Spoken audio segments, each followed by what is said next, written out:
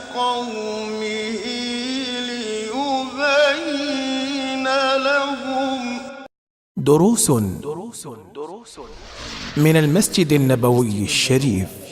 In English. In English. In English.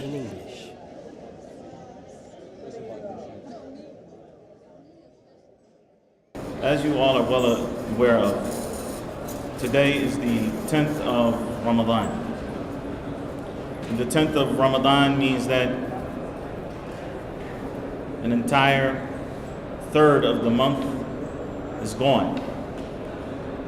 It also means that if you break the month down into two parts, the first 20 and the last 10, that we've already made it halfway through the first 20. And Allah subhanahu wa ta'ala says when describing the month of Ramadan, أَيَّامًا مَعْدُودَاتٍ, a limited number of days. It seems like just yesterday, seriously, that we were preparing for Ramadan. Ramadan is coming and we're getting ready, and those days are over and they'll never come back.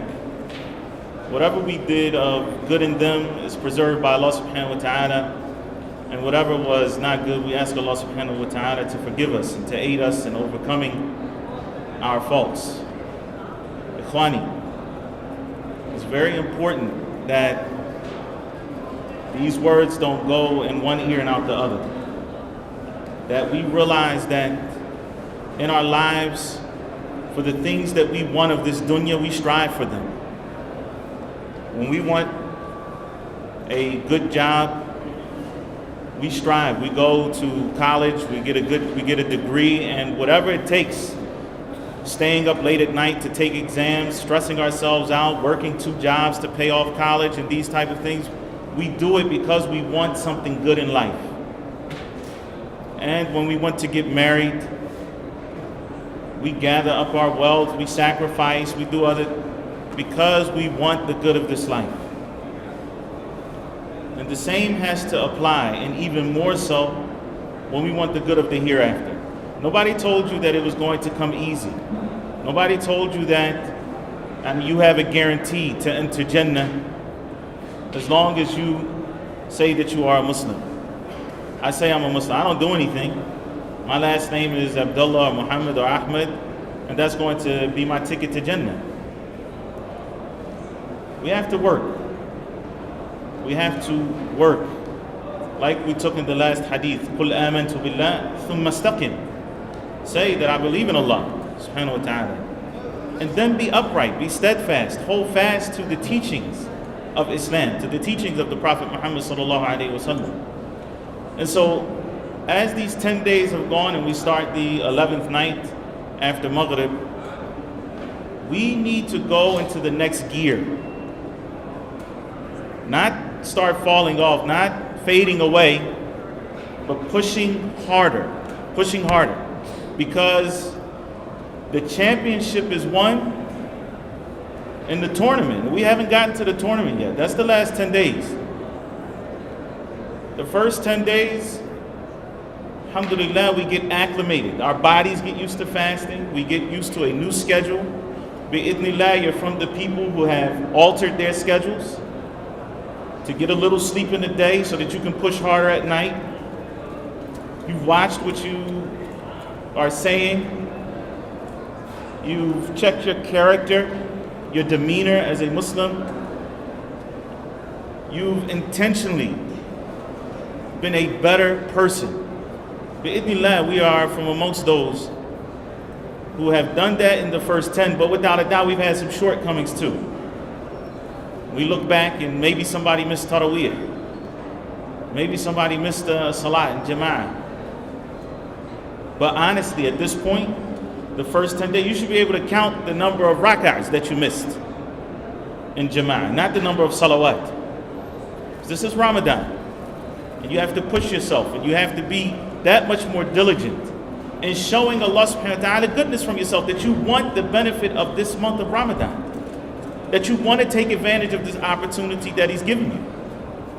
And can you imagine, there are people, just to give you an example from the worldly life, there are people who sell merchandise. Can you imagine a person who sells merchandise, he buys it at retail price, and then he sells it wholesale price? How do you think his business is going to fare? Not so good. When everything is on sale, he's too tired. He's like, nah, I'm going to take it easy. Just chill out in the house. All the sales are going on. It's the time to go buy now, and then we sell later. But at the time to buy, he's relaxing. He doesn't take advantage of the opportunity. And then when all the prices go up, that's when he feels like, oh, okay, now I'll go out and I'll buy. His business is not going to be successful. He's not taking advantage of the opportunities that Allah subhanahu wa ta'ala has given him. Likewise, Ramadan is an opportunity for your rewards to increase, and it's your chance now to deposit good deeds in your account. This is the chance. And Allah subhanahu wa ta'ala knows best how many other chances we'll get. Prophet alayhi salatu wasalam said, "Igtanim khamsan qabla khams." Take advantage of 5 things before 5 other things happen. And from amongst those things, and the last thing that the Prophet sallallahu alaihi wasallam said was, "Hayataka qabla mautik," and take advantage of your life before death. And so it is very, very important that we don't turn away from Allah subhanahu wa ta'ala's mercy in this month of Ramadan. We are now entering upon those middle 10 days where you need to go into the next gear. You need to definitely eliminate the nonsense from your life. Okay, the first 10 days, maybe a person is still getting used to it. He still has this thing where he needs to watch the news 30 minutes a day. Not that he's a political analyst and not that anybody cares about his opinion, but he still feels like it's so important for him to watch the news for 30 minutes every day and look at the nice looking anchor woman. Cut the nonsense out. It's not time for, it's Ramadan, khalas. First 10 days, you made some mistakes. Now is the time you look back and you say, you know what? I don't need that in my life. Now it's time to strive that much harder.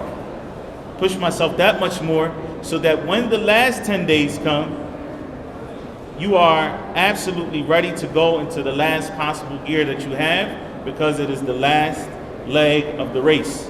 And that's when the race is won. You go around the track and you exhaust yourself in the beginning, and then in the last lap of the race, you just relax. You all know that story that they used to tell us when we were kids, the tortoise and the hare. You know, the rabbit, he's running and he's running, and then he just relaxes.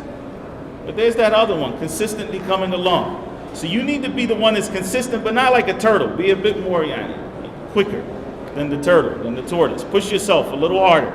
And then in that last lap, go all out, bi'idhnillahi ta'ala.